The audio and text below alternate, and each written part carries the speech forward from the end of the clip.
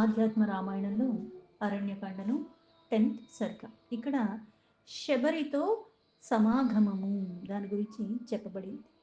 శ్రీ మహాదేవ ఉవాచ లబ్ధ్వా వరం స గంధర్వః ప్రయాస్యన్ రామమబ్రవీత్ శబర్యాస్తే పురోభాగే ఆశ్రమే రఘునందన. ఆ పరమేశ్వరుడు పార్వతీదేవికి చెప్తున్నాడు ఇలాగా, ఓ పార్వతి, రాముడి వల్ల వరములు పొందిన పరమ పదానికి వెళ్ళిపోతున్న గంధర్వుడైన కబంధుడు రాముడితో ఇలా చెప్పాడు, రఘునందన, ముందున్న ఆశ్రమంలో శబరి అని ఉన్నది. భక్త్యా త్వత్పాదకమలే భక్తి మార్గ విశారద తాం ప్రయాహి మహాభాగ సర్వం తే కథయిష్యతి.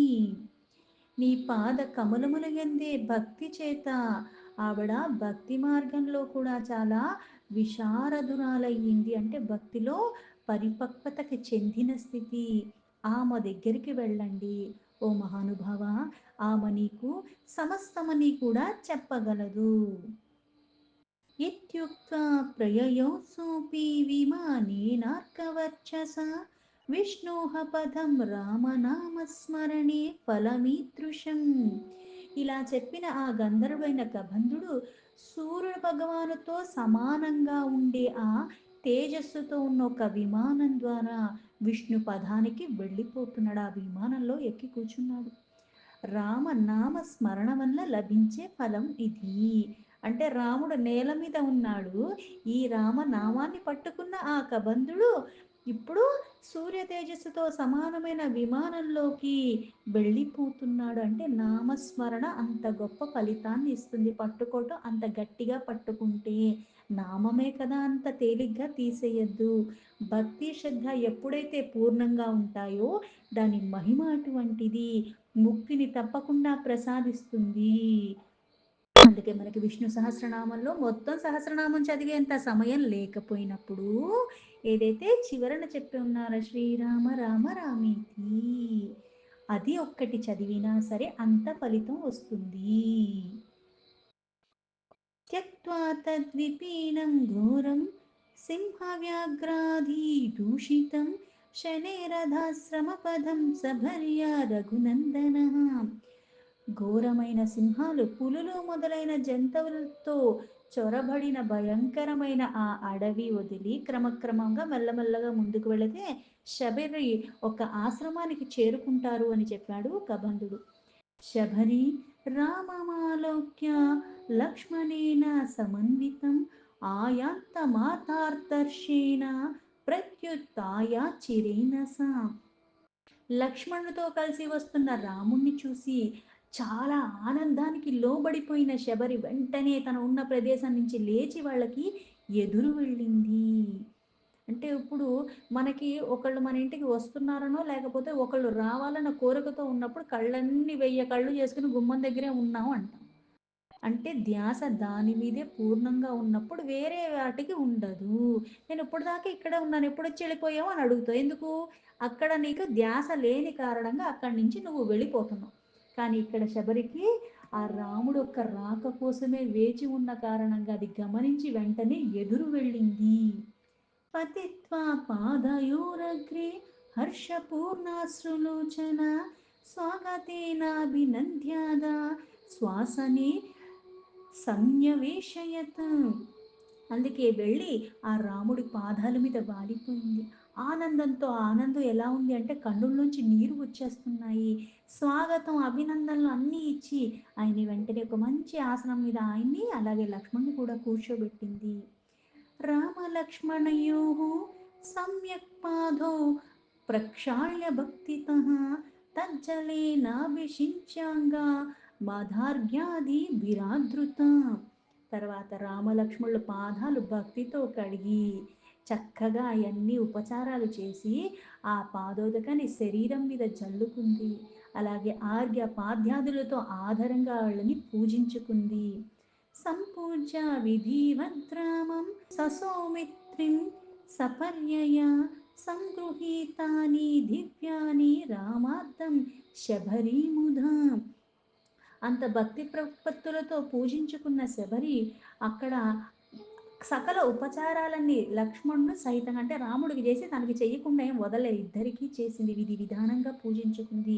రాముడి కొరకై సంతోషంతో సేకరించి తెచ్చిన దివ్యమైన అమృతంతో సమానమైన ఆ ఫలాలన్నీ కూడా రాముడికి ఎంతో ప్రీతితో తను సమర్పించుకుంది. ఫలాన్యామృత కల్పాని దదో రామాయ భక్తితః పాదౌ సంపూజ్య కుసుమేహ సుగంధేహ సానులేపన్యేహ. ఆ ఫలాలు సమర్పించుకోవటమే కాకుండా భక్తిపూర్వకంగా ఇవ్వటం ప్రధానము. ఆయన పాదాలకి పరిమళ భరితమైన పుష్పాలతో సుగంధాది ఇట్లాంటి లేపనాలన్నీ కూడా పెట్టి ఆవిడ అర్చించుకుంది. కృతాధిత్యం రఘుశ్రేష్ఠముపవిష్టం సహానుజం శబరీ భక్తి సంపన్న ప్రాంజలిర్వాక్యమబ్రమిత్. ఇలా తమ్ముడితో కలిసి ఉన్న రాముణ్ణి ఇద్దరు సహితంగా ఆతిథ్యం ఇచ్చి భక్తి సంపన్నులైన శబరి వాళ్ళకి నమస్కరిస్తూ ఇలా చెప్పింది. అత్రాశ్రమే రఘుశ్రేష్ఠ గురవో మే మహర్షయః స్థితాః శుశ్రూషణం తేషాం కుర్వతి సముపస్థిత. రఘుశ్రేష్ఠ రామ, ఇక్కడ ఈ ఆశ్రమంలో నా గురువులు మునులు నివసిస్తూ ఉండేవారు. వారికి సేవ చేసుకుంటూ కూడా నేను ఇక్కడ ఉన్న దాన్ని. బహువర్ష సహస్రాని గతాస్తే బ్రాహ్మణ పదం గమిష్యంతో అబ్రువన్ మాం త్వం వత్సాత్రేవ సమాహిత. అయితే ఇక్కడ వేలాది సంవత్సరాలు అంటే ఎంతో మంది ఋషులు నివసించిన ప్రదేశం, అందుకు కొన్ని సంవత్సరాలు గడిచిపోయినాయి ఇక్కడ. అయితే వాళ్ళు ఇట్లా చెప్పారు ఏమని, నువ్వు ఇక్కడే ఉండు అంటే వాళ్ళందరూ వెళ్ళిపోయారు. ఇప్పుడు నేను ఒక్కదాన్నే ఉన్నాను. నన్ను ఇక్కడ ఉండిపోమని చెప్పారు. వాళ్ళకి సేవించుకుంటూ ఉండేదాన్ని. ఇప్పుడు వాళ్ళందరూ వెళ్ళిపోయే ముందు ఏం చెప్పారు? రాముడు వస్తాడు అని చెప్పి, అంటే నీ కోసమే ఎదురు చూస్తూ ఉన్నాను.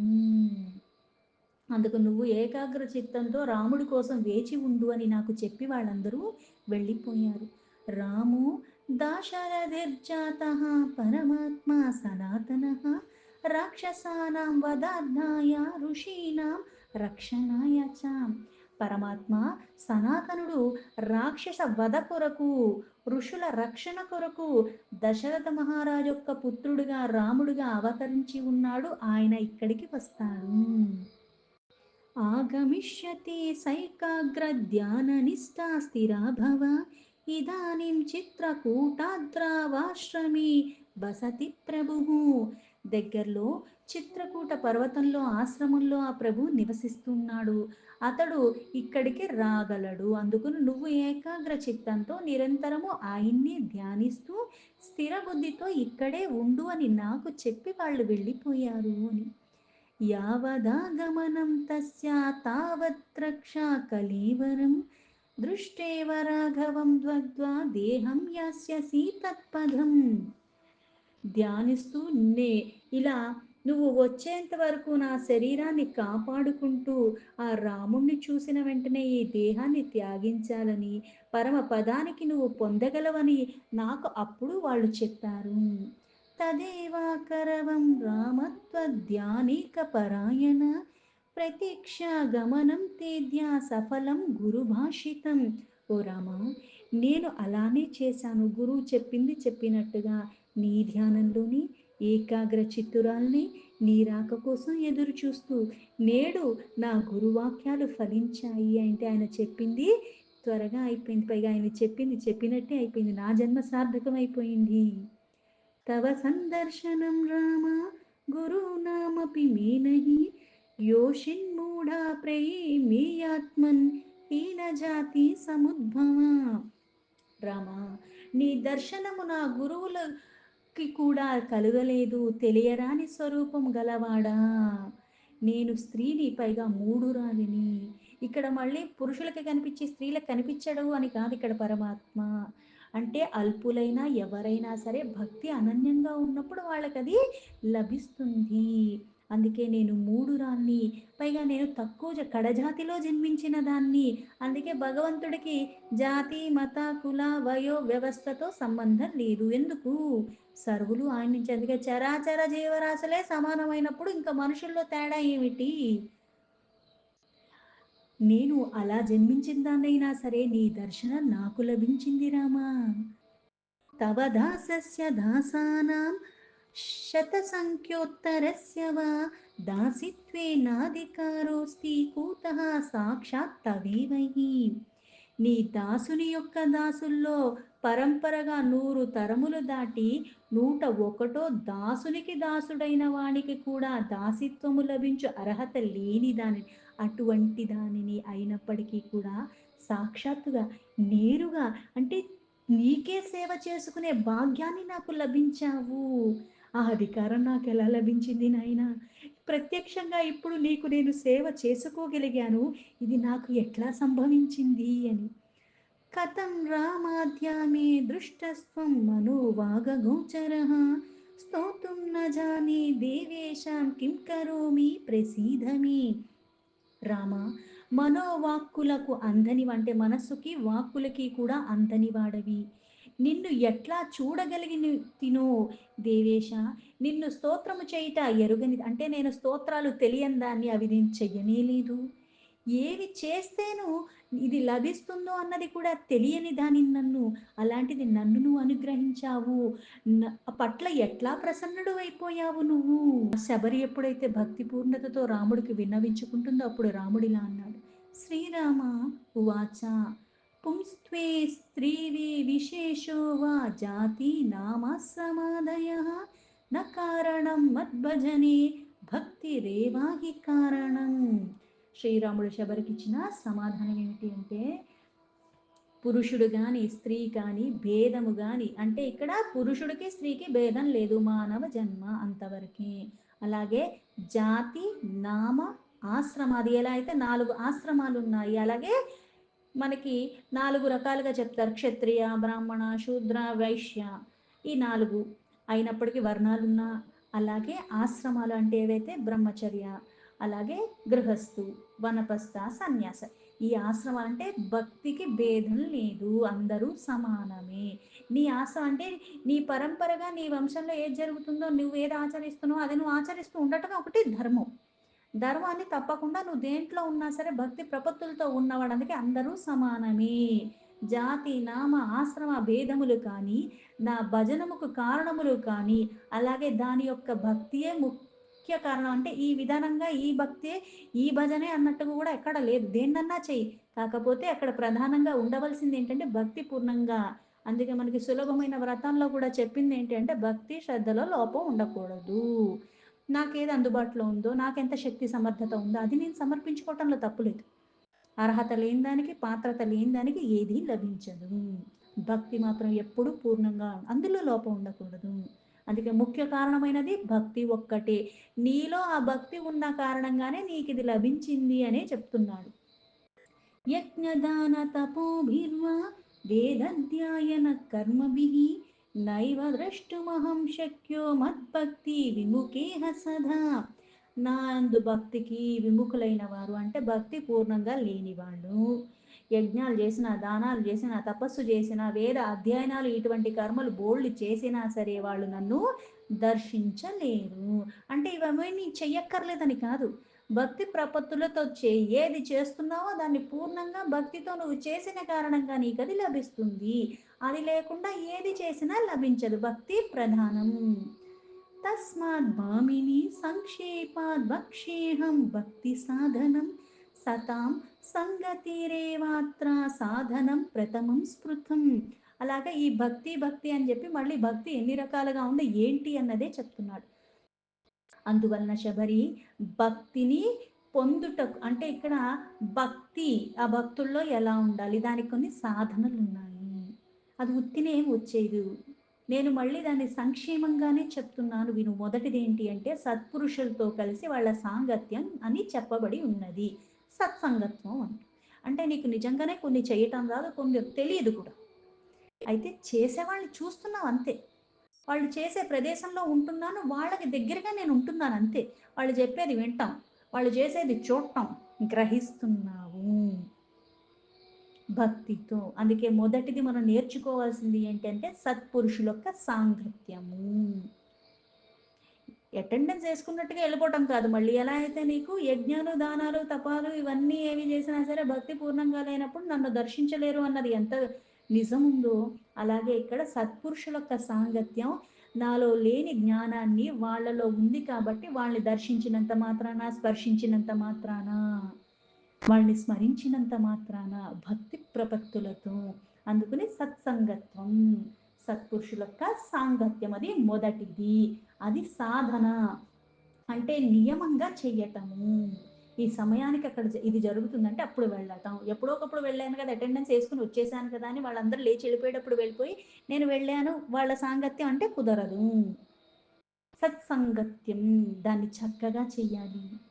ద్వితీయం మత్కథాలాప స్మృతీయం మధుర్ఘనీరణం వాక్యాతృత్వం మత్వచసాం చతుర్థం సాధనం భవేత్. అలాగే రెండవదేంటి, నా జన్మ కర్మలను అంటే భగవత్ కర్మలను గురించి కథాగానము చెయ్యుట. మూడవది నా అనంత కళ్యాణ గుణగణములను చర్చించుకొనుట, అది మూడో సాధన. అంటే సత్పురుషుల యొక్క సాంగత్యం సత్సంగత్వం చేస్తూ ఉంటే ఏమవుతుందంటే ఆ కథాగానాలు జరుగుతూ ఉంటాయి, వింటున్నావు, విన్నది మళ్ళీ నువ్వు గుర్తు చేసుకుంటావు. మూడవది ఏంటి, ఆ గుణగణములు మళ్ళీ చర్చించుకోవటము, మూడో సాధన. నా ప్రవచన రూపంలో ఈ శృతులను, ఉపనిషదాలను, గీతాది వాక్యాలను విశ్లేషించుకోవటం, ఆ వాఖ్యానం చెయ్యుట నాలుగో సాధన. విశ్లేషణ అంటే ప్రతిదానికి ఒక మూలం ఉంది. దాన్ని ఏదో ఇందులో ఈ అక్షరం ఉందన్నట్టు పటపట చదివేసి నాకు అన్ని గుర్తుండిపోయి 700 శ్లోకాలంటే అందులో ఉన్న తత్వం నీకు అర్థం కానప్పుడు 700 ఏంటి? ఎన్ని శ్లోకాలు తెలిస్తే ఏం లాభం? అంటే దాన్ని అర్థం చేసుకునే ప్రయత్నం. అందుకే మనకి ఏదైనా స్తోత్రం చదువుతున్నాం. నీకు రాదు చదవటం. వినటం మొదలు పెడతాం. వినగా, వినగా, వినగా మెల్లగా చదవటం ప్రయత్నిస్తాం. చదవగా, చదవగా, చదవగా నాకు వచ్చేసింది కదా అని చెప్పేసి 24 గంటలు చదవటం కాకుండా దానిలో అర్థాన్ని అర్థం చేసుకునే ప్రయత్నం చేస్తాము. అందుకే అర్థసహితంగా ఉన్నప్పుడు వ్యర్థం కాదది. మొదటి సాధన సత్సంగత్వం, రెండో సాధన జన్మ కర్మ కథాగానం పరమాత్మది కీర్తనలు చేయటం, మూడోది ఆ గుణగణాల యొక్క చర్చ. అలాగే నాలుగవది ఉపనిషత్తులు అంటే దగ్గరగా ఉండి నువ్వు అది నేర్చుకోవటం, గురువుకి దగ్గరగా. అందుకే ప్రవచనాలు మళ్ళీ వాళ్ళ దగ్గరికి వెళ్ళి వినటము, శృతులు, అలాగే గీత, ఈ శ్రవణాలు విశ్లేషణ చెయ్యటము, దాన్ని అర్థం చేసుకునే ప్రయత్నం చేయటం, ఈ నాలుగు సాధనలు. ఆచార్యోపాసనం భద్రే మద్బుద్ధ్యా మాయయా సదా పంచమం పుణ్యశీలత్వం యమాది నియమాది చ. అయితే ఇక్కడ ఐదవ సాధన వచ్చేసరికి బుద్ధి అన్నది పరమాత్మ మీదే నిలిపి స్థిరత్వంతో, అంటే చంచలత్వం లేకుండా, మాయకు లోబడకుండా, పుణ్య కార్యక్రమాలు అంత ఆసక్తి కలిగి యమ నియమాదుల్ని అనుష్ఠించటం, అలాగే గురువుకి సేవించుకోవటం, ఇది ఐదవ సాధన. యమ నియమ అన్నది చాలా ప్రధానము. అంటే కొన్ని కొన్ని నియమాలు పాటించాలి. యమ నియమ అన్నది ఏంటి అంటే ఇక మనకి నిత్యము ఒక సాధకుడు ఏంటి అంటే జ్ఞానేంద్రియాలు, కర్మేంద్రియాలను, మనస్సు, బుద్ధి నిగ్రహించుకోవటము, తన ఆధీనంలో పెట్టుకోవటమే కాకుండా యమ అన్నది ఏంటంటే అహింస, సత్యం అంటే ఎప్పుడూ సత్యం మాట్లాడటం, దేన్ని హింసించకుండా. హింస అంటే చేతల ద్వారా కాదు, త్రికరణ శుద్ధిగా అంటే మానసికంగా, వాచకంగా, అలాగే శారీరకంగా. అలాగే దొంగలించకుండా ఆస్తేయ అంటారు. మళ్ళీ బ్రహ్మచర్య అంటే దాన్ని సరిగ్గా వినియోగించుకోవటం ధర్మపరంగా. అలాగే లోభత్వం లేకుండా అపరిగ్రహ అంటారు. అలాగే నియమ అంటే ఏంటి, శౌచము, పైగా సంతోషం అంటే తృప్తిగా ఉండటము, పైగా ఒక డిసిప్లిన్లో ఉండటం, తపస్సు. అలాగే స్వాధ్యాయ ఎప్పుడూ చదువుతూ ఉండటం, గురువు దగ్గరికి వెళ్ళి నేర్చుకున్నప్పుడు కూడా మళ్ళీ గురువు దగ్గరికి వెళ్ళే వరకు కూడా దాన్ని నేను అధ్యయనం చేస్తూ ఉండాలి, అప్పుడు దాని మీద అవగాహన పట్టు వస్తుంది.